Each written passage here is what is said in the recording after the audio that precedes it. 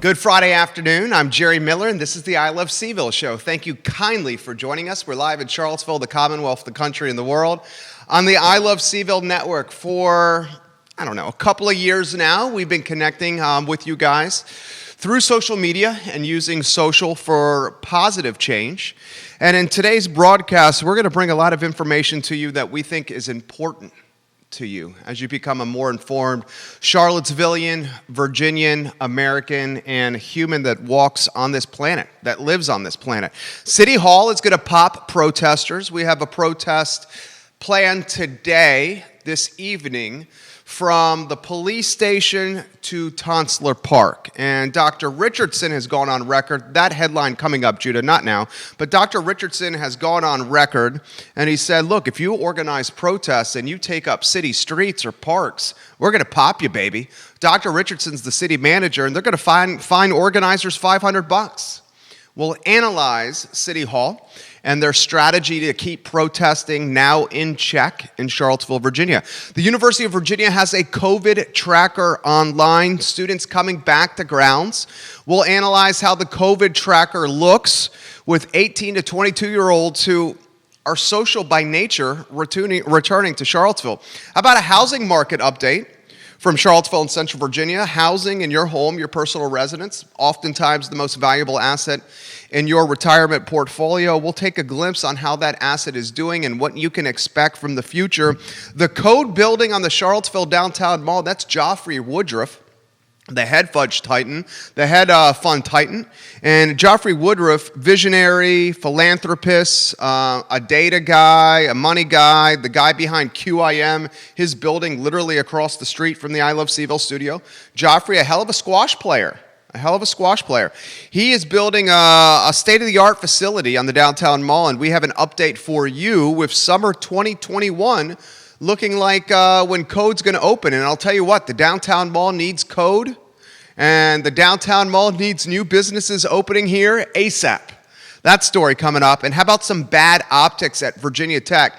Virginia Tech is trying to keep COVID in check, and they're trying to do that by limiting students gathering and getting together. Well, we got a photo from the engineering department at Virginia Tech that we're going to show you. And this photo shows a classroom that is crammed with students to the point it is so crowded the students are sitting on the floor. Take it a step further. This engineering professor literally at the start of class said, we're going to break some rules today with my class, meaning a lot of kids in the classroom. And guess what? In a digital age where cameras are in everybody's hand, one of the students snapped a picture, and we have it for you on the I Love CVille show. Bad optics at Radford University. A fraternity was suspended. This particular fraternity was not only encouraging students to attend its off-campus parties, it was also encouraging students to not get tested, and if it felt the need to get tested, it should do it outside the district so the numbers wouldn't reflect on the data at Radford.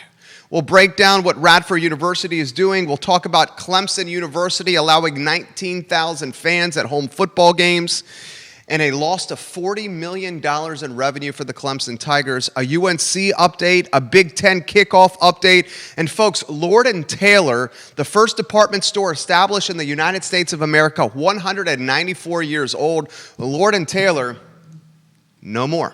The I Love CVille show, thanks to many local sponsors. One of our favorites is Interstate Pest and Service Companies. Judah Wickhauer, our fabulous director.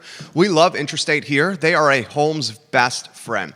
Since 1969, Interstate Pest and Service Companies has had a positive impact on this community. If you need a number to call, it's 434-295-6565. I know that number, yet I don't know my wife's cell phone number. That's strange how that happens. Judah Wickhauer is the fabulous director. My friend, let's run headlines, and let's start half a block down the road from where I am sitting right now, and that's Charlottesville City Hall. Dr. Richardson, Judah, you could put that headline on screen, my friend. Look at the screen, look at the screen, look at the screen. Dr. Richardson, our city manager, has straight up said, look, if you organize, if you assemble, if you protest, if you obstruct city streets, if you use parks without permission, if you stand in Barracks Road Shopping Center or at the light of Barracks Road Shopping Center, and if you keep people from driving through it, if you block Preston Avenue, if you block Market Street moving forward, you're going to get fined. You're going to get in trouble with Johnny Law. If you're an organizer of the event, and there's an event that's happening this evening, 4 to 6 p.m. on Market Street, starting at the police station and migrating its way over to Tonsler Park, right there off of Preston Avenue. Rosia Parker, and Katrina Turner have organized this event. And Dr. Richardson has straight up said, you do this, I'm going to fine you each $500. Furthermore, City Hall is even getting more aggressive. They are taking this approach of fining people who are organizing protests and obstructing city property. They're making this retroactive. So the folks that have done this in the past, Barracks Road Shopping Center, the folks that have done this in the past, the Juneteenth celebration, the folks that did this in the past, the Black Joy Fest event on August 8th at Washington Park, the Reclaim the Park event on August 12th at Market Street Park. City Hall has your name, has your number, and understands if you organize the event and you're getting $500 pink slip in the mail. So ladies and gentlemen, the question I ask you, the viewing public, the question I ask you, the informed watcher of the I Love CVille network is this. Do you agree or disagree with the decision the city is making? Do you think City Hall should pop protesters for obstructing city property, keeping cars from driving down the road, keeping moms and dads from getting home to see their kids after a long day of work on a Friday evening? Yes, that's me. How do you feel about this? Should they be popped? Should they be discouraged from doing this? Is this bad optics, or is this city management? That's the question I have for you. How about a take from me? You know I'm willing to give an opinion, and sometimes that opinion is not a popular one, and frankly speaking, that's called leadership. My opinion is as follows. You block city streets, you use the park without city permission, you keep people from going in their cars and driving places on the roads. You do that in a COVID-19 landscape when we're trying to keep a disease and a virus in check. One thing to do it when we don't have COVID-19, another thing to do it all together when we have a pandemic that's shutting down an economy, that's causing double-digit unemployment, having 30 million people out of work, causing restaurant owners to lose their dream, causing small business owners to suffer. A lot of people impacted by a pandemic. And those that say, look, when we protest, we wear masks and we're safe and it's not spreading the virus. How do we have that mentality when we also have the mentality we have to shut down football games and not have fans in the stands? Look, the rules are this. You can't gather in the city of Charlottesville. 50 people or less is what's allowed. That's the rules. Follow the rules. Follow the rules the city's putting in play to help manage COVID-19. So we'll watch this closely here on the I Love CVille network. And we'll see what Dr. Richardson and City Hall do from a follow-up standpoint and if the fines actually come out. Very interesting commentary, very interesting stuff there. Let's go to the UVA Covid Tracker, Judah Wickhauer. And University of Virginia has a COVID tracker that's online. If you can show the tracker and the data, and give me a thumbs up when that's on screen. Okay. Okay, it's on screen now. Look at the screen, guys. Here's the UVA COVID Tracker. You can get to this website. It's called returntogrounds.virginia.edu. One more time, returntogrounds.virginia.edu. You see it going up, right?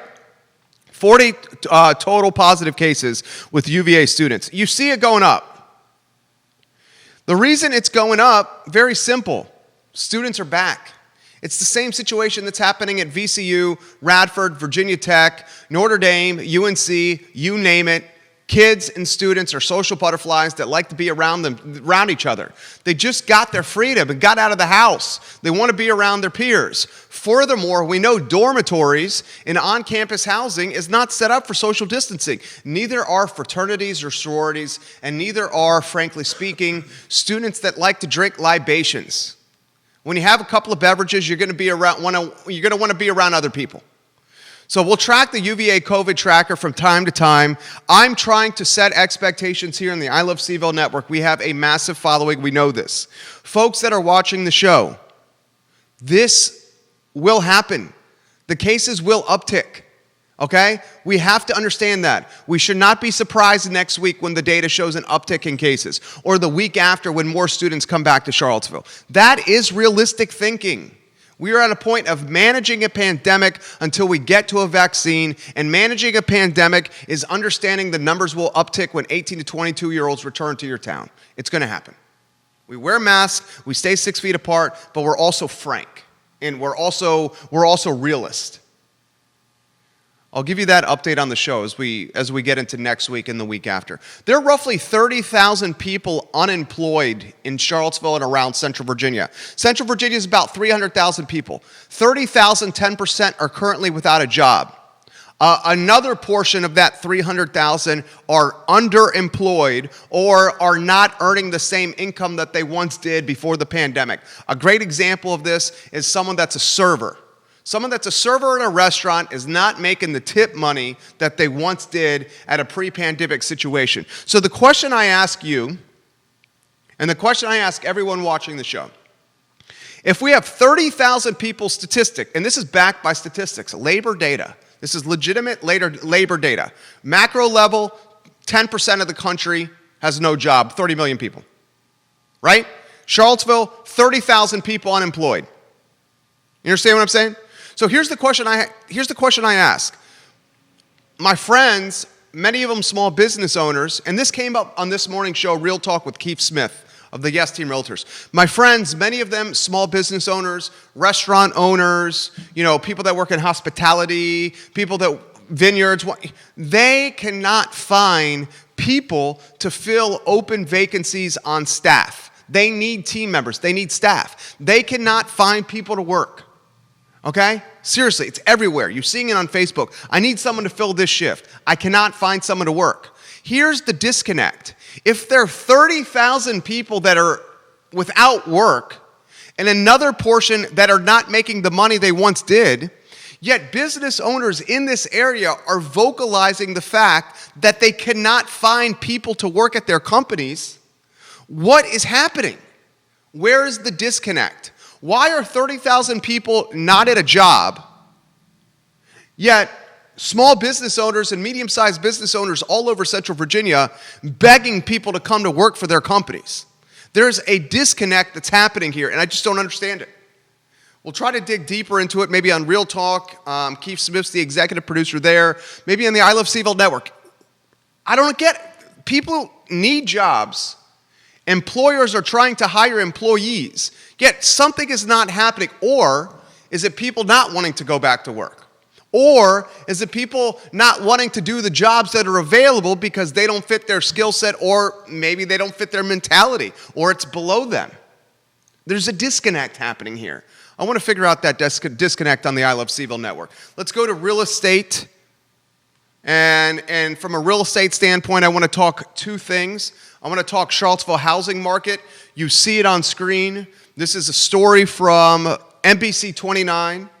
Erin Hill, the realtor quoted in this story from Ness Realty. I did a deal with her in March. And she straight up says, I'm seeing people from D.C., New York, Maryland, and dense areas coming to Charlottesville because of COVID. And she's straight up saying that the demand is through the roof, prices are increasing. Everything we've been talking about on this show is happening. For months is happening. Mortgage rates under 3%. The D.C. Eastern Seaboard is flooding to Charlottesville because they had 4 magical years at the University of Virginia, or because Charlottesville gets big-time press from national media outlets. So you have very little inventory, rising housing prices, and we learned from Keith Smith this morning on Real Talk that the supply chain, a good example is lumber, the cost of goods are increasing. What does that mean for us? It's getting more expensive to own a home, to buy a home. More expensive to buy a home. The folks that own a home, if you own one now, dudes and dudettes, your value's upticking. You're going 4, 6, 7% of uptick value. $400,000 home, you just got 16, 17K. It's getting expensive to live here, even more so, and that's because of COVID. COVID is making Charlottesville more expensive to live.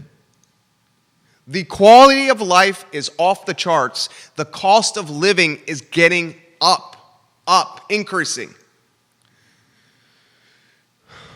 More real estate news. Joffrey Woodruff's Code building opens in summer 2021. While he is not at the vacancy rate he would like, and that's due to COVID, this dude's got deep pockets. He can weather the storm. The hedge fund titan from QIM fame. He's got 60% of the space pre-leased. That's not bad. But according to the Daily Progress, that was the same percentage from October, so not a lot of traction there, according to the DP. I'm going to cut straight to the chase. Joffrey is an asset to Charlottesville. And Joffrey's building, this state-of-the-art building on the downtown mall, I love everything about it. I just wish it could come sooner. The mall needs code.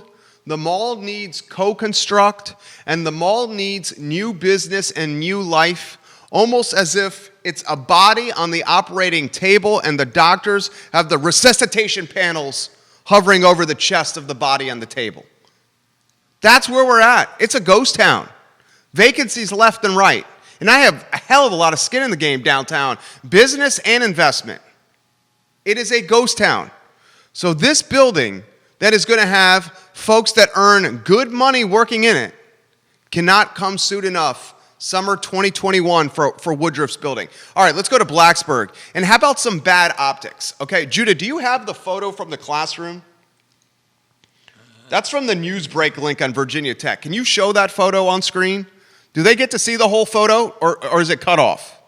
I think it's the whole photo. Can you tell me, so they can look at the screen and see the photo? Yeah. Look at the screen, Facebook. Look at the screen, please. This is a picture in a Virginia Tech classroom. Keep the photo up for a while. This is a picture in a Blacksburg classroom from a couple of days ago. So Virginia Tech, straight up, its administration said, we're going to limit student gathering to, what is it? Is it 10 people or less at Virginia Tech?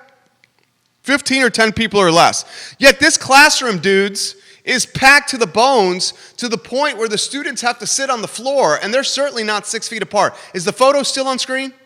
Yes, keep the photo on screen. Thank you, sir. Thank you, sir. Look at the screen. The professor, before he started this class in Blacksburg at Virginia Tech, the professor said this. Roanoke Times has this story. Everybody has this story. The professor said, we will definitely break the rules today. Guess what happened? Little Johnny or little Susie took a picture from the back of the room with little Susie or little Johnny's iPhone, put it all over social media, and now that professor's suspended. Now that professor regrets the decision he made. I'm going to take it a step further, Judah. Let's get the Roanoke Times headline on screen. So Virginia Tech is trying to limit gatherings to 15 people or less at its school. However, Virginia Tech's athletic department, who's hurting on money, boys and girls, they just released a football campaign where it's encouraging people to give them money and allow them in return of that money to tailgate around the football stadium. And you can tailgate in a 20-person tent, or the largest is a 60-person tent. So let me get something straight. I'm just trying to cut to the chase here. Give the show a like and a share. Give it a like. Give it a like. Give it a like. Give it a like and a share. I'm just trying to understand something, Virginia Tech. Your administration, Virginia Tech, says students cannot be gathered but in groups of 15 people or less. You made that very clear, Virginia Tech. Virginia Tech, you said students would be suspended if they partied or if they gathered in groups of 16 people or more. The number was 15 or less. You said that, Virginia Tech. But now, Virginia Tech, you need money. Your athletic department is hemorrhaging like athletic departments across the country. And your athletic department releases an advertising campaign that is soliciting thousands of dollars from Hokie alumni. And for those thousands of dollars from Hokie alumni, you get to go in a tent that Virginia Tech puts up and tailgate and drink beer and drink brown liquor and have some fried chicken. And you can do it in the smallest group, which is a tent of 20, or the largest group, which is a tent of 60. You just have to give us more money for the 60-person tent. So here's what I'm getting, Virginia Tech. Students can be suspended if they party. Students can be suspended if they're in groups of 16 people or more. But your athletic department is losing so much money, you're creating an advertising campaign asking for thousands of dollars, the 60-person tent, tens of thousands of dollars, and you're allowing people in Virginia Tech issued tenting, put up by Virginia Tech employees, to drink beer and tailgate in groups of 20 to 60 people, and you're also hosting classes in the engineering building where the classroom's so crowded, students have to sit on the floor. You know what that's called in my book? That's called hypocrisy. That's called hypocrisy. That's the definition of hypocrisy. And that's why we're talking about it on this show, because you have to hold people accountable when they reek of something that right now reeks of hypocrisy. We'll open up comments to this after we interview Chrissy. Chrissy is going to join us, Benninger of Bluegrass Grill. Chrissy, I'm going to call you in roughly 90 seconds. 90 seconds. Bluegrass Grill, one of my absolute favorite breakfast joints ever. And I love this woman. I love her chutzpah, her hustle. She's just a cool, I was going to use profanity there. She's a cool MFer. I'll say MFer. I like her tattoos. I like how she carries herself. I like how she communicates. I like her food. I like everything about this person. And she's resuscitating and reliving and bringing this brand back to life at Devil's Backbone on the weekends. And I'm pumped. And she's going to join us, give us her most precious commodity, her time, here in 60 seconds. Before we get to her, one more item out of the notebook from Radford University. There's a fraternity at Radford. Put the headline on screen, and then I'll call Chrissy J. Dubs. You see it on screen. It's Theta Chi at Radford. Theta Chi at Radford is having off-campus parties, essentially COVID parties. The COVID parties at Theta Chi at Radford, the fellas are saying, don't wear masks, don't get tested after you come to our party, and if you do have to get tested, do it outside the Radford district so the numbers don't reflect poorly on us, so we can open the school back up again, so we can party again. Well, Radford heard about this, the scuttlebutt. Theta Chi is now no more. Hasta luego, peace out. You've been stripped of your charter, Theta Chi, by Radford U. And the 8 brothers of this fraternity who did this scheming, they've been popped as well, and they're pieced out of Radford University. Can you imagine telling mom and dad, and I'm going to straight up tell you right now, are you back on me on a one-shot, J-Dubs? Yep. I'm going to straight up tell you right now, I would have had to, if I was in college during COVID, I would have been the one that would have had to call my mom and dad, and I would have said, I'm suspended from school for partying and encouraging my friends to get together. And I just know I would have been that guy. I know, and my parents would have been disappointed yet again. Jerry, you didn't follow the rules again, huh? That's what they would have said. I know that's what would have happened. All right, Judah, we're going to try something different here. We've never done this. Chrissy, we've never done this on the I Love CVille show, a phone call. We're going to hope this works. So I'm going to reach out to Chrissy of the Bluegrass Grill via phone call, Chrissy. So I'm calling you. I got I Love CVille on screen behind me. I'm taking it from the Apple TV on my phone to my Mac. J-Dubs, you're going to really monitor that audio, right? Yeah. All right, because that's going to be crucial. We've never done this before. I'm going to use this mic over here. Okay. So, Chrissy's Bluegrass Grill. Her food is banging. You know what? I just realized. Chrissy, if you're watching, I don't have her phone number. How about that? That's live programming at its finest right there. Chrissy, if you could Facebook message me your phone number, we really want to talk to you, and I do not have your digits, lady. I Facebook message you all the time, but I don't think we've ever texted. So I'm going to see if I can track her here, Judah. Oh, she's online. Chrissy, hit me up with your cell if you're watching this via Facebook Messenger. Chrissy.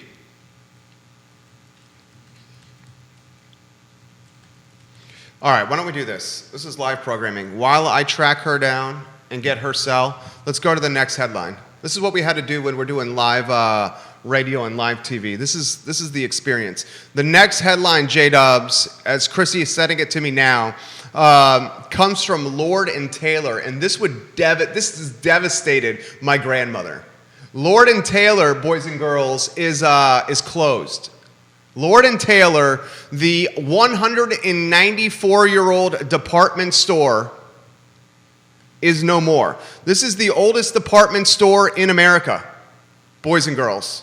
And it is bankrupt. It's closing all its stores. It literally is no more.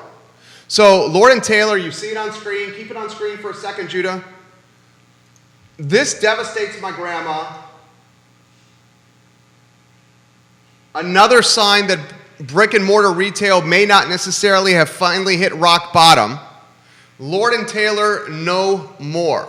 I think I got this worked out. J-Dubs.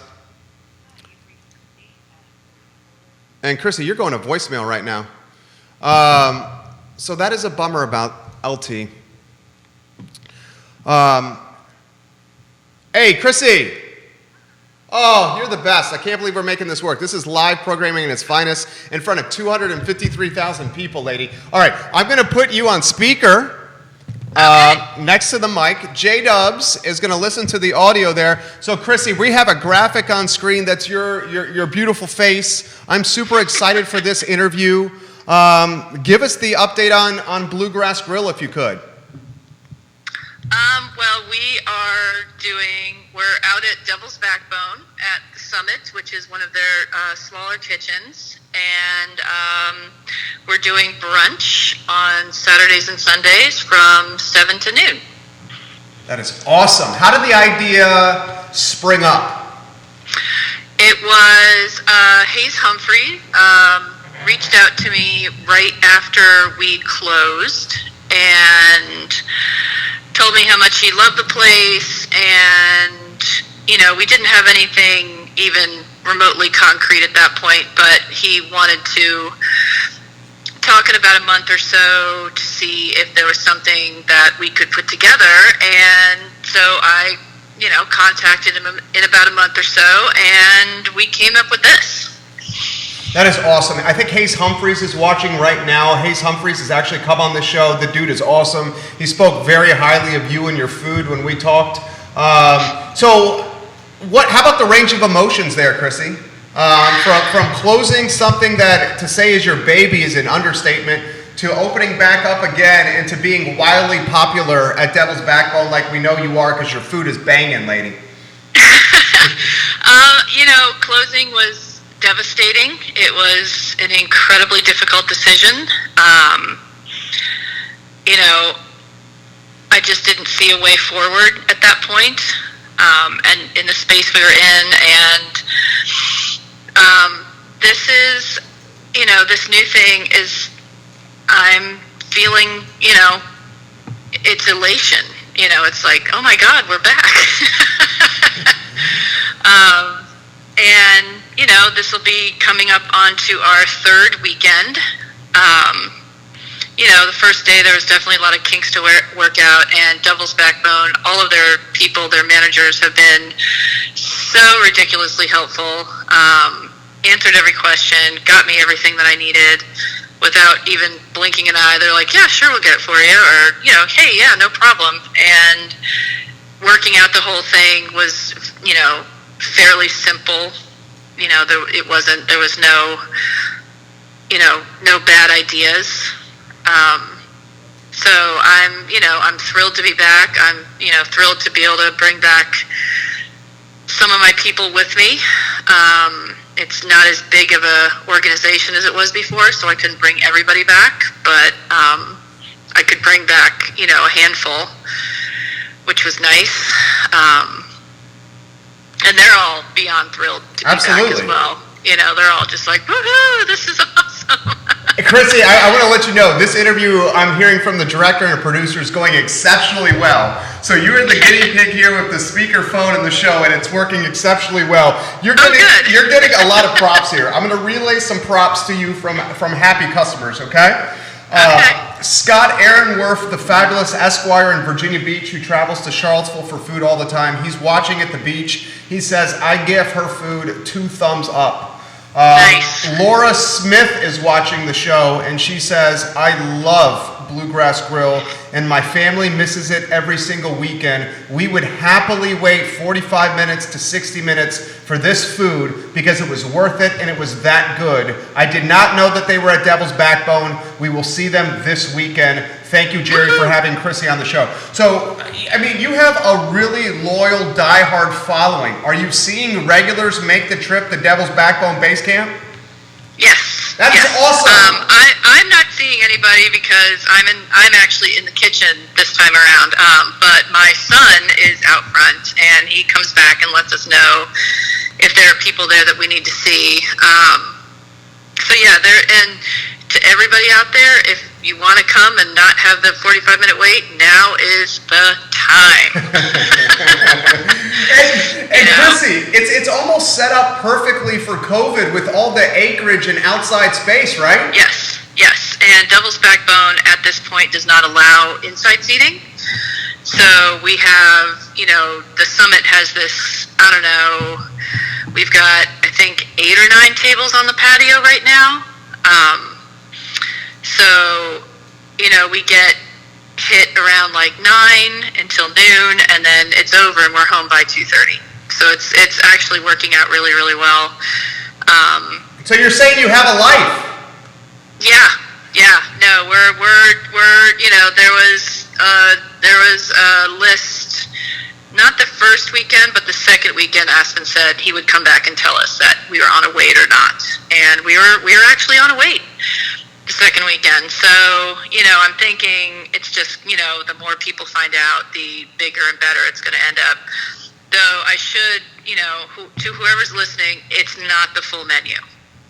We reduced it down to 10 items that are going to rotate monthly. Cool.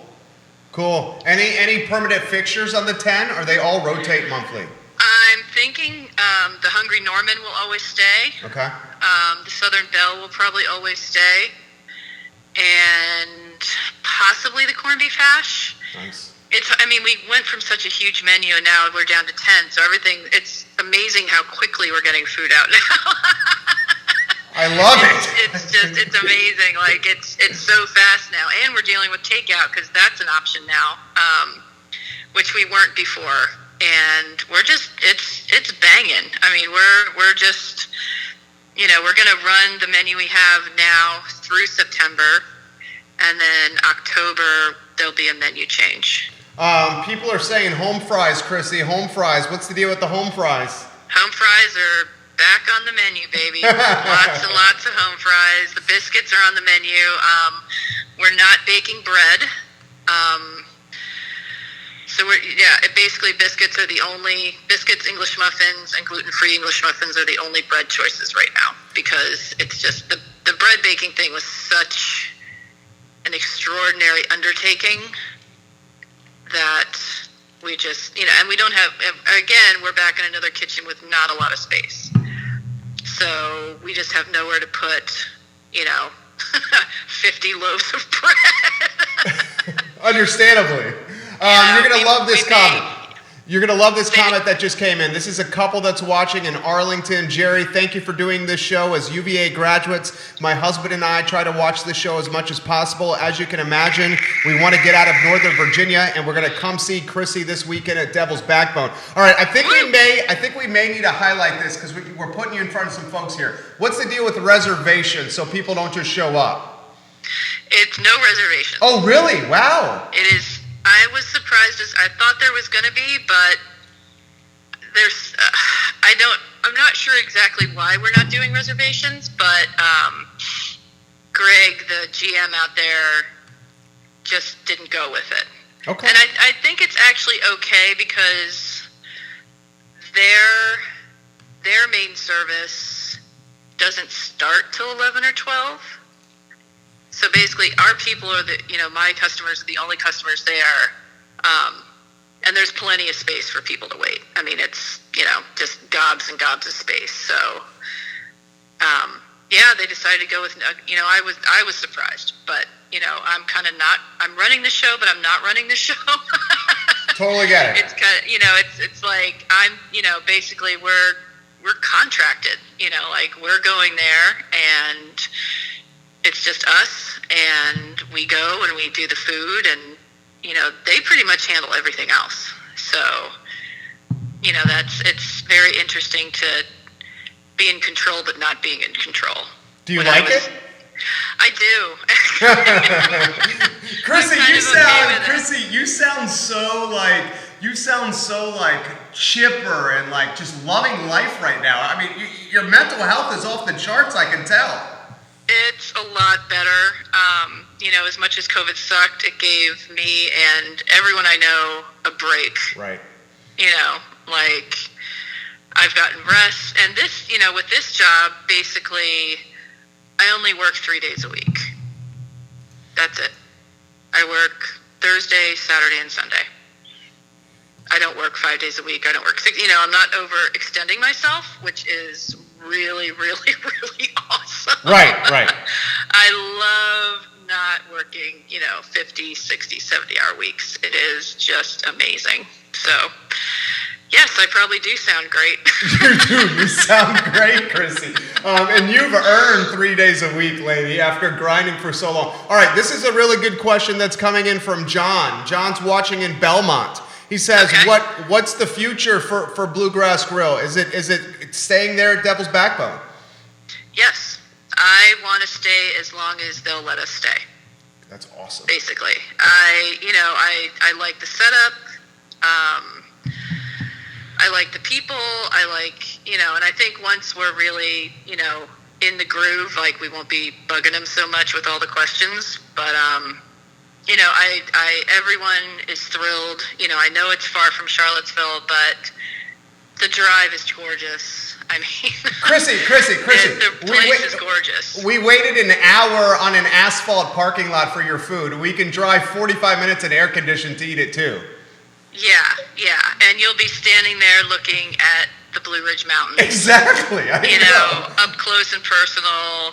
The other day we drove in a cloud of fog. Like you're going up into the cloud. I mean, it's really, really such a great situation. And Devil's Backbone has, like I said, been more than amazing to us. And, as long as they're cool with us being there, I am more than happy to stay. I love it. And it sounds like also, and I want to say this, it sounds like also it's win-win for Devil's Backbone as well, because they get some people there earlier in the morning, and those people are going to have some really good food in their bellies, and they may stay sticky to drink some beer with Devil's Backbone.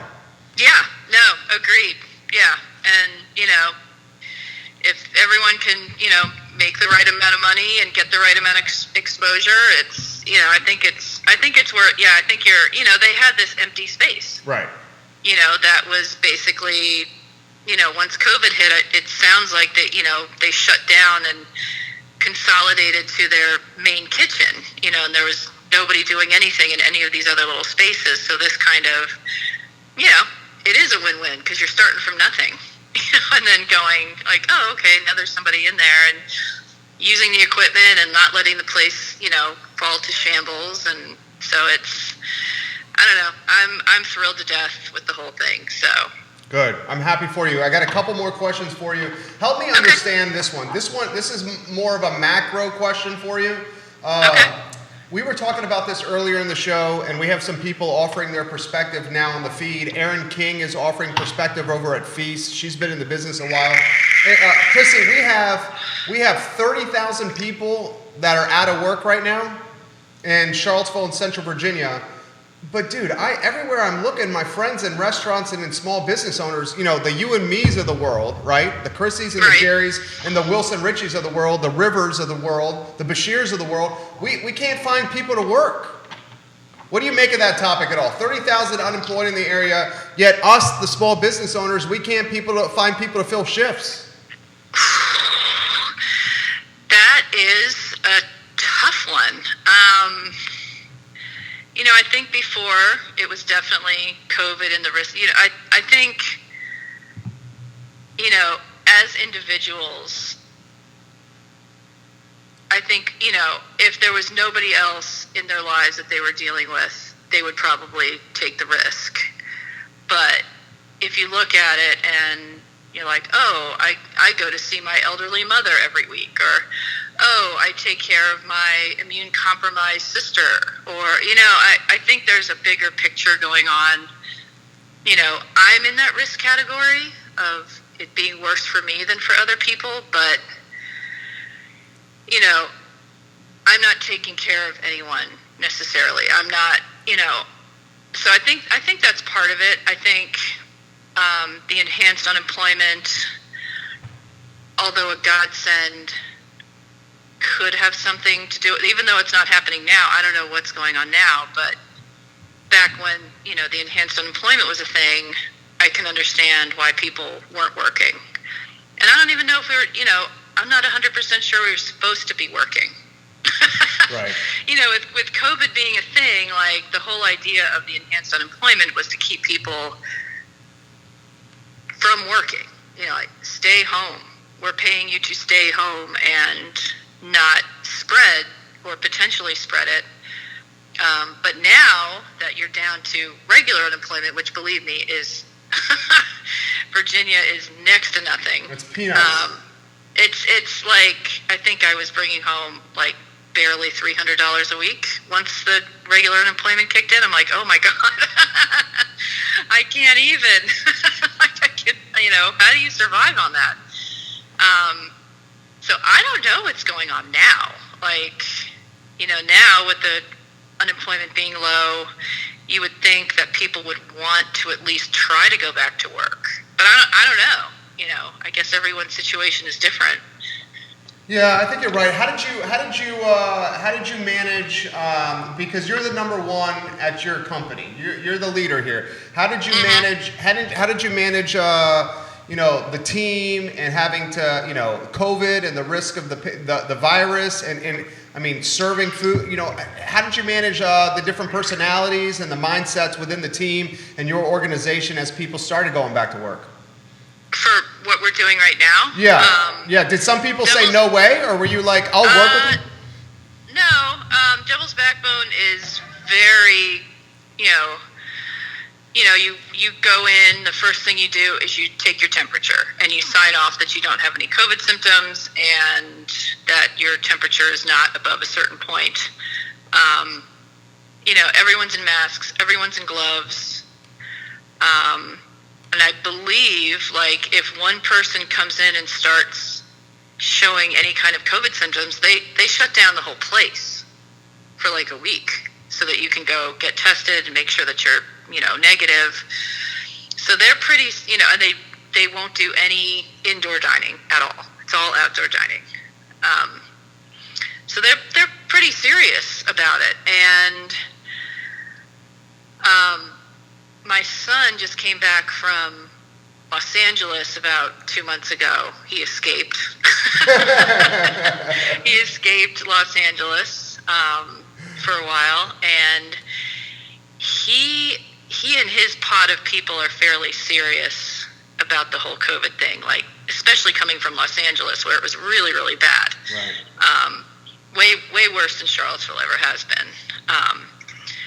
So he's relaxed his somewhat, but it's just everyone takes it seriously, and everyone's, I'm the one that's the weak link, being, somewhat immune compromised. So everyone's just trying to be, as careful around me as they can be.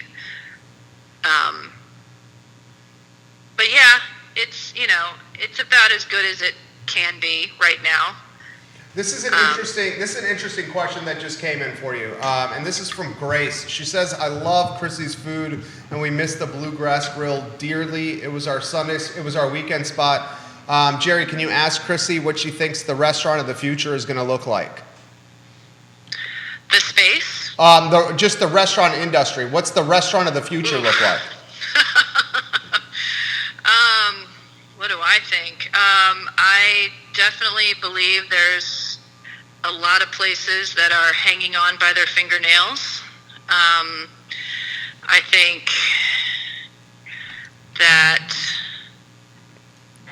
with UVA, am I still on? Yeah, you're still here. Oh, okay. No, it's a call that's coming through with me. I think with UVA kind of sort of coming back, what's their deal? Are they kind of here but not really here? That's pretty much it, yeah. Yeah, that's going to devastate the corner. Yep. Like how many restaurants are actually going to be able to open on the corner without the college being there? Like that's impossible. It does, anybody who is in my position, I'm surprised they're still open.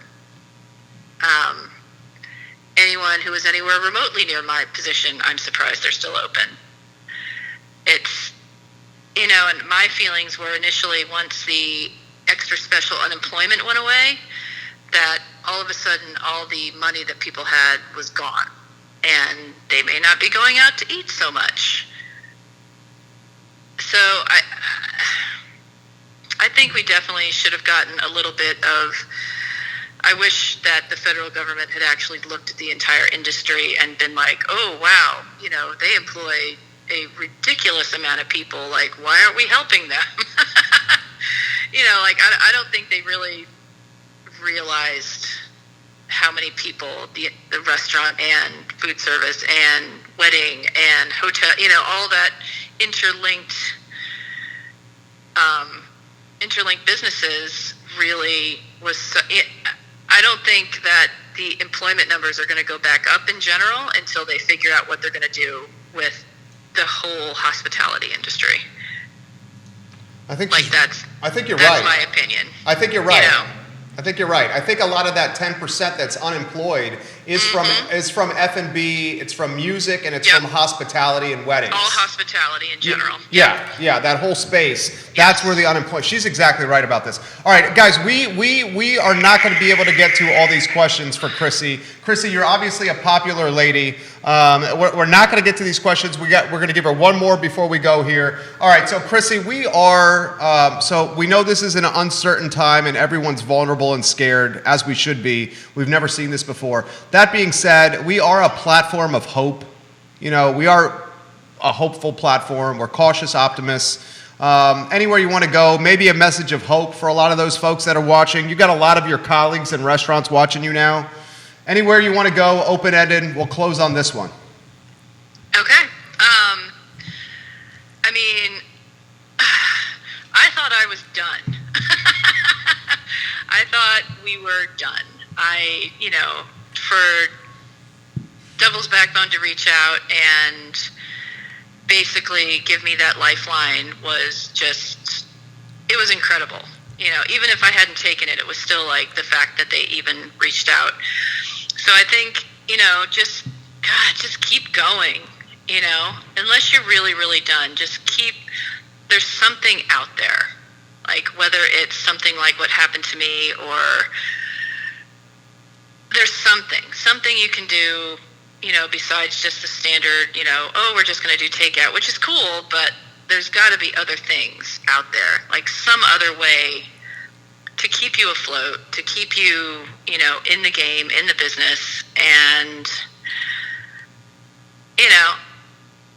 support who's out there as much as you can. I know it's a tough time for everyone, but just, support the people who are really trying to, like, stay open and stay afloat. And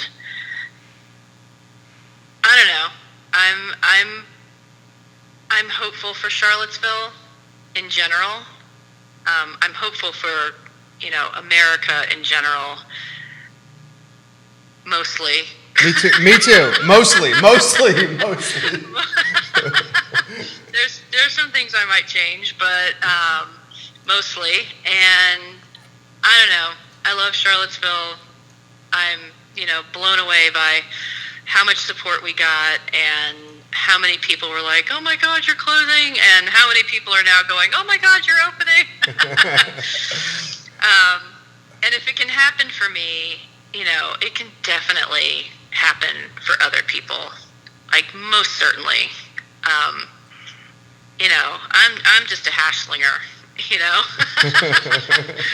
I really am just a hash slinger, you know, and, you know, I'm a lucky hash slinger. I just think, you know, I love all my peeps. I love all my lady restaurant owners. Just keep going. Charlottesville will support you somehow. And, you know, just have hope. Have hope we can get a hold of this stupid virus and get back to relative normality. Oh, amen. Whatever that is. Whatever that is, right. Amen. I think normal is going to be different from now on, but at least like something close to normal. You would be nice. Your like positive energy is like radiating through this phone into everybody that's watching. You kill this interview. We will see you this weekend. We're going to head out there, and I have a feeling you guys are going to be super packed. Thank you for your time, Chrissy. Awesome. You are welcome. You're the best. You have a good one. Thank you so much for having me back. I'm thrilled to spread the message, and everyone come visit us. We're Saturday and Sunday. We're not getting busy before 9. If you really want to, you know, if you really want to get there and not have to wait, between 7 and 9 is the time to come. I love it. 7 to 9. 7 to 9. Thank you, Chrissy. 7 to 9. And go on Devil's Backbone and check out the menu. And you can even order ahead of time, like for takeout and stuff like that. So thank you, Jerry, very much. Our pleasure. You have a good one. You too. Thank you. Bye. So, J-Dubs, Judah Wickhauer. Yeah, you turned that mic off over there? Yeah. That worked well. We just figured out something new right there for interviews. Did you see that, Barbara? That worked well, right? Barbara Lundgren's watching. Now we know we can do it this way. That's good. Chrissy's the best. Her food is the best. Get to Devil's Backbone this weekend. It is the best. I mean, it is so darn good. All right, guys, get your comments in the comments section. A lot of these comments from Aaron King, from Derek Bond, who's the owner of the Melting Pot. He's watching right now. We will get to James Watson. We'll get to your comments. Barb, we'll get to your comments. Carol Thorpe, we will get to your comments. Put the comments in the comment section now, and I'll get to those in a matter of moments. I got a couple things I need to get out of the book before I get to your comments, though. Don't let me forget Best Fried Chicken in Charlottesville. I forgot Best Fried Chicken in Charlottesville yesterday, and people said, hey, you forgot Best Fried Chicken, Jerry. So don't let me forget that, Judah. All right, let's go to college football quickly. Clemson University. Are you watching what the Clemson Tiger football team is doing? So they're going to allow 19,000 people. That's on screen, J-Dubs. They're going to allow 19,000 people at home at Clemson. That's a hell of a lot of people. Keep that on screen for a little bit, Judah, if you could. I'll tell you when to take that down. 19,000 people at Clemson. So here's the juice from this story that I thought was really interesting, and keep that still, J-Dubs, on screen. I'll give you a heads up. The thing that I thought was the real story of here was the loss of revenue Clemson's experiencing. Okay, we're good on a one-shot now, J-Dubs. Clemson, guys, its athletic director straight up said, we're losing $40 million this year because we're not having full capacity for home football games. Their capacity is 81,500. They're going to reduce seating to 19,000. So from 81,500 for home football games to 19,000. That reduction from 81,500 to 19K is costing the athletic department $40 million. He said if Clemson went completely without fans for home football games, it would cost the athletic department $60 million. So Clemson is having 19,000 in their stadium. So here's the question I'm going to ask you. Are you back on a one here? You are? Yeah. Here's the question I want to ask you. The University of Virginia and Virginia Tech are allowing 999 people at Scott Stadium and 999 people at Lane Stadium. Their cap is 1,000. Miami Hurricanes have 13,000. The Georgia Bulldogs have 23,000. Clemson's allowing 19,000. Isn't there a huge home field advantage difference between a stadium that has 999 people and a stadium that has 23,000 people? Not all home field advantages in a COVID-19 landscape are the same. Some stadiums have 20,000 plus people in them, and our stadium, or Virginia Tech Stadium, has less than 1,000. So if you're a visiting team and you're traveling to Lane, or if you're a visiting team and you're traveling to Scott Stadium, you are less intimidated by 999 people as you are 23,000 people. That doesn't seem democratic or fair to me. I wish the ACC or the NCAA or all the power conferences said, this is fair. All stadiums can have this amount of people, or it's not going to be fair to the teams that are visiting. North Carolina, for example, you know how many fans are going to UNC football home games? At least for now. You know how many fans? They're not allowing anyone, 0 at UNC because of the COVID outbreak. So no fans at UNC football at least through September, but 19,000 fans in Clemson and Death Valley. One more item out of the notebook, and I'm going to get to your comments. Put your comments in the comment section now, and I will get to them. Don't let me forget fried chicken, please, J-Dubs. The Big Ten is considering kickoff around Thanksgiving. This story just came out. Did you see this? This is now still sources. It's not official. Thanksgiving weekend, perhaps the start of the Big Ten. So I'll follow that closely. The Big Ten got hammered by parents. For not communicating well, for pretty much having poor communication when it stopped playing football. Okay, it got hammered by parents. All right, let's go to some comments. I'm going to go to Carol Thorpe's comment first. Carol Thorpe watches this program. I love when she offers perspective. This is about Carol Thorpe's comment is in regards to Charlottesville City Hall now popping or fining organizers of protests $500 per person. If you organize a protest or a large gathering in the city of Charlottesville that obstructs roads or uses public parks, you're now fined $500, each organizer. So Carol Thorpe says, Jerry, the irony for me in Dr. Richardson's inexplicable timing to drop his hammer now is that he is shutting down a march which is dependent on street access to occur, but he didn't interfere for 3 previous fixed location events which blocked road access. I cannot help but wonder if some of the inconsistency in his response may be influenced by the political players involved, Mayor Walker favorite Ziona Bryant, who organized the event. This is an interesting point, while the last few events have been organized by Rosiah Parker and Katrina Turner, who have well-known history of butting heads with Dr. Richardson and City Council and Mayor Walker. This looks like, to me, politics at its finest. I'm just putting it out there. Carol Thorpe, that's an interesting take. So I'm going to offer some perspective on that, Carol. The fines, so she's basically saying this. Earlier this year, there were marches on the downtown mall, on Market Street, and around Barracks Road. And these marches were not stopped by City Hall, and in fact, cars couldn't go through them. I mean, you had people being called out at Citizen Burger Bar, fathers on Father's Day in front of their children, while their wives took them out for a phenomenal burger and a beer with their son or daughter, and yet fathers being heckled and moms being heckled and kids being heckled on Father's Day by protesters. That makes my stomach sick as a young dad. That makes my stomach sick.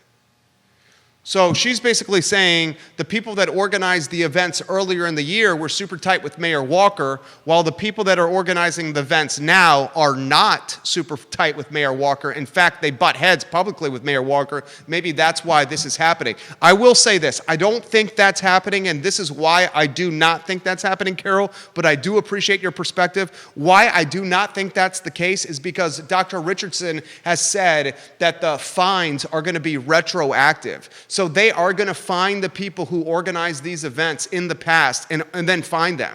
So they are retroactive fines. You got our favorite leaf blower outside, Judah. Get ready to let him know. You can just keep it on a one shot with me now, and I'll get to those comments if you want to give him a holler. All right, let's talk unemployment. So I put out there this. We have 10% of Central Virginia that is out of work. 30,000 people in Central Virginia do not have a job. Yet employers cannot find people to go to their companies and fill open shifts and work. Specifically the restaurant industry, mind you. There are restaurant owners all over the city of Charlottesville and Albemarle County that are begging people to come work for them and fill shifts. Yet 30,000 people do not have work. Derek Bond is watching the program. He's the owner of the Melting Pot. He's a good guy. Derek Bond says government handouts and unemployment are killing the labor market. Aaron King, who works in restaurants, I have tremendous respect for Aaron King. And I think Aaron King knows how to build brands. She is legit. Aaron King says it's the unemployment money. Most folks are getting more from unemployment than local employers are willing to pay. That's why they're not going back to work. I thought, though, Aaron, that stopped, though. Did that not stop at the end of July? That's why I thought August was going to be a flood of people going to go back to work. I thought the enhanced unemployment halted at the end of July. Correct me if I'm wrong. I thought that's why we would see the flood. 10% unemployment in Charlottesville is an astronomical number. 30,000 people out of jobs. Oh, Andy says we cannot hear the leaf blower. Thank you, Andy Wilfong. Thank you. I appreciate that feedback. We do not know what you're able to hear outside with the guy that's blowing the courtyards outside our studio. The good thing about our studio is it's street front and it's got great signage and visibility. The tough part of a storefront studio is the noise from outside the storefront. All right, James Watson. I love James Watson. James Watson says, I'm curious about all these big college sports programs starting GoFundMe pages. Virginia Tech probably went to 15 straight bowl games, and they have an old stadium that they haven't put much money into it. Colleges ask us to go into debt. Why can't they go into debt themselves for a year or two? Wonderful point, James Watson. Wonderful point, James Watson. He says, we have college tuition. And we go to these four-year colleges, students are expected to take astronomical six-figure debt in some circumstances just to make it from first year to fourth year, just to make it to graduation. Why do we expect the students to take six figures in debt, and yet the athletic departments can't get debt on their own as well? James Watson, that was butter, baby. That was butter, baby. That was butter, baby. Carol Thorpe says, Jerry, I was speaking about access and not the fines. That's a good counterpoint, Carol Thorpe, to my statement that I just made. So she basically says, Carol Thorpe, the city of Charlottesville allowed protests to happen earlier this year, and these protests were led by Mayor Walker favored people. And now protests being held today that are being led by Mayor Walker people that Mayor Walker does not like are being stopped. So Carol Thorpe, one of our favorite viewers, are saying, did the people that were favorites of Mayor Walker get access earlier this year, and the ones that are not favorites of Mayor Walker getting denied access today? Interesting question. I'll counter your counterpoint with this, Carol. This is my counter. And yes, I want somebody to tell her this. I'm legitimately standing up for Mayor Walker on this show. You guys know how I feel about her, okay? But I'm standing up for her in regards to this particular topic. So, Carol, my counterpoint is this. Earlier this year, the climate for social justice and the temperature on Main Street across America, because of the murder of a black man in Minneapolis, the climate in America was fragile at best. And had City Hall earlier this year, right after the murder of George Floyd, had City Hall earlier this year had dropped the hammer and prevented gatherings and protests from happening, we probably would have had World War III in Charlottesville and in main streets across America. So City Hall earlier this year, I think, felt the temperature, felt the mood, understood the climate, offered a little bit more autonomy for protesting earlier this year and gatherings. I mean, good night. Barracks Road, there was hundreds of people in the street and blocking traffic around Barracks Road. You guys remember that? Same with Preston Avenue. So City Hall probably said the climate is precarious at best. We need to leave it alone. Now the temperature has stabilized a little more on main streets across America. So because that social justice temperature has stabilized a little more, City Hall is puffing its chest out a little bit. And it's saying, we're going to drop the hammer on y'all dogs if you have gatherings. So that's just what I think. More comments coming in. Barbara Lundgren, speaking in regards to Chrissy, who just joined us, the owner of Bluegrass Grill. Chrissy is 100% correct that people are not taking jobs because they might compromise someone who they live with. They have also heard horror stories of the treatment of waitstaff by patrons. Who wants to be treated that way? Good point, Barbara Lundgren. Good point, Barbara Lundgren. Thank you for offering that perspective. Her show is awesome, the Virginia Wedding and Event Showcase. Wow, I didn't know that, Aaron. So she said, Jerry, it's still more, especially with she's talking about the money from unemployment. The money from unemployment is still more when you're in the hospitality and you rely on tips. The $400 a week is guaranteed for waitstaff, at least for a few more weeks. I can see why people are holding out. It may not be worth the risk. So Aaron's basically saying they're getting $400 a week guaranteed from unemployment. That is still more than you could probably earn in tips if you went back to work now at a restaurant because people aren't coming out. Good point there, Aaron King. Aaron, that's why I love you on this show. I really do mean that. She's freaking awesome. I got to talk fried chicken, and I got to get out of here. I got a conference call in 2 minutes here. All right, Judah. Conference call in 2 minutes, J-Dubs. We'll close the show. First, let's tell them how they can save $288 on TIG fiber internet. No fried chicken? We got to talk fried chicken. Yeah, we definitely have to talk fried chicken. Save $288 on TIG fiber internet. Put it on screen. The only way you can save $288 on TIG fiber internet, which is the fastest, dopest, quickest, most awesome internet you can have in Charlottesville. Dudes, it's the bee's knees. You have to use ilovecville.ting.com, ilovecville.ting.com. It's on screen, the URL. You use that link, you get the first month free and free installation. Installation costs $200.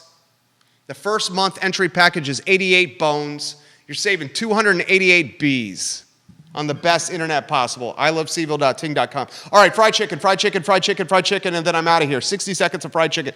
Dudes, one of my favorite foods in life is fried chicken. I've said many times on this show, one of my favorite things to do in life is to tailgate a UVA football game with a case or a rack or a pony keg of Minuteman and a box of fried chicken from a local fried chicken joint, my wife, my kid, my homies, some cornhole boards, and hopefully a Virginia football victory. That is like literally one of my favorite freaking things to do. Go with friends, drink bourbon and beer, have my wife and my kid there, my homies, play cornhole on a 65, 70-degree fall afternoon, walk into Scott Stadium, have some airplane bottles in the belt portion of my waistband, have 3 to 4 I bring in, get a Coca-Cola or a Pepsi, whatever it is, drink a little bit and top it off and watch some football. That is literally my favorite thing to do. So fried chicken has come up on this show many times because I like it and you like it as well. And we have a bastion of battered, beautiful, bodacious fried chicken in Charlottesville. So my number one favorite fried chicken joint, and I'm curious of yours, and we can continue this conversation into next week, is Wayside and Fry Springs JPA. I think Wayside has got the best. What do you got on screen? You think Wayside's your number one, Judah? I've got Wayside on the screen right now. Oh, you got Wayside on screen? Look at Judah doing stuff on the fly. Look at the screen. Look at the screen. Wayside is my number one. I think Wayside has got the meatiest, juiciest, the best fried chicken in the city of Charlottesville, I say, is Wayside. Number two, in a very close second, and I love this family, is Brown's Fried Chicken on Avon. I genuinely go out of my way to pump my gas at Brown's because if you surpass 10 Bs in gasoline, you get a free piece of fried chicken thanks to the $10 in gas that you got at Brown's on Avon. If you want to try Brown's Fried Chicken and you don't want to go all the way in, You don't want to. You just want to sample. Go to Brown's, get $10 of gas, and then go in and say, "I got $10. You get a free piece of fried chicken." Brown's is a close second for me. Now, my neighbor Herb, my neighbor. Herb is a good guy. Herb, my neighbor. Herb swears by Mel's Cafe on West Main Street. And Mel's has been in business for what? 20 plus years? 25 years? Mel's Cafe on West Main Street is legit, dude. That place is bona fide. It is banging. It is super legit. You can sit outside during COVID. It gives you a feeling of nostalgia going in there. I mean, it's a greasy spoon that is banging. So I'll put Mel's in the three spot, J-Dubs. 4 spot used to be GoCo on Cherry Avenue. But the GoCo on Cherry Avenue is pieced out. It's no more. It's closed. It's hasta luego. It's hit the road, Jack. So GoCo on Cherry Avenue, no more. Because it's closed. That normally was in my 4 spot. Because GoCo is closed, my 4 spot is either Lumpkins in Scottsville. Have you ever gone tubing on the James and you drive into Scottsville and you see that big white chicken in the front yard? Lumpkins in Scottsville. Now, you're going to have to drive about 25 minutes to get there. Lumpkins in Scottsville is banging. That is banging. That is good fried chicken. I've eaten at all these places 10 times each, easily.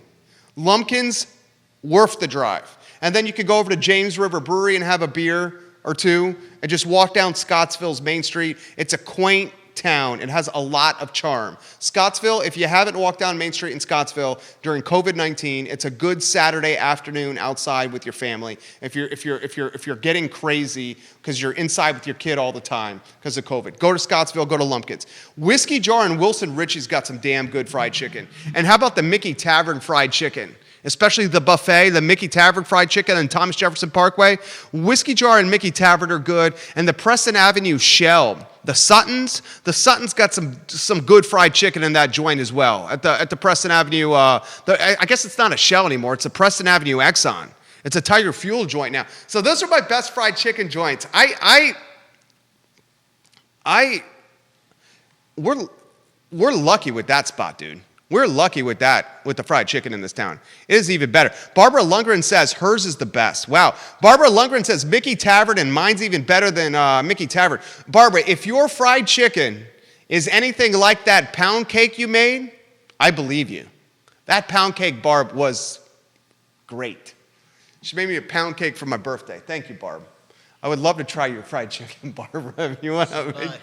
Judah, let's go to the Judah camera. What did you say, Judah? Let's put Judah on the Judah camera. What did you say, dude? Let's see, where am I? There we go. Barbara, I would love to try that chicken too. If it's that good, bring it. Yeah, please, say please. Please. Please, Barbara. She's the star of the Virginia Wedding and Event Showcase. Judah, you did a good job today. It was a good week. I appreciate you, homie. We're going to get to work here at I Love CVille. Scott Aaronworth says Fitzroy has good fried chicken. They do have good fried chicken. It's a little pricier, Scott. And I understand why it's pricier. It's not a to-go takeout joint. It's a restaurant. It is a little pricier. But they do have banging fried chicken, Scott. Scott, you know the food scene well, dude, for a Virginia Beach Esquire. All right, Judah, we gotta work. We got a conference call. This is the I Love CVille show on the I Love CVille network. Airs Monday through Friday, 12:30 to 1:30. The show is now available on Spotify. So if you like to listen to your podcast on Spotify, you can find it there. The show is available on iTunes. The show is available on Apple Podcasts. It's available on YouTube. We archive all our shows with the story and the content, like all the stories we read from all the media outlets. We archive them all on ilovecville.com. We're streaming live to Facebook, to Instagram, and soon to LinkedIn as well, as we expand our network and frankly speaking, become the furthest reaching brand in our community by far. Thank you for joining us. You guys have a good weekend. Eat some fried chicken. Go see Chrissy at Devil's Backbone this weekend. Dude, 7 and 9 p.m. or just go there Saturday. Dude, the food is, go there. You guys have a good weekend. Take care. Dude, I would love some Barbara Lundgren fried chicken. That would be exactly what the doctor ordered. I love fried chicken. No doubt. I mean, I'd say that's one of my top 3 favorite foods. What are your top 3 favorite foods? Tacos definitely number one. Tacos are your number one? Oh yeah. Tacos are one? I'd have to- Is pizza on that list? I don't know. I think I could take or give or take pizza. Pizza's my number one. I'd have to think about the number 2 and number 3. They don't even come close to tacos. Okay. All right. Well, she's bringing it.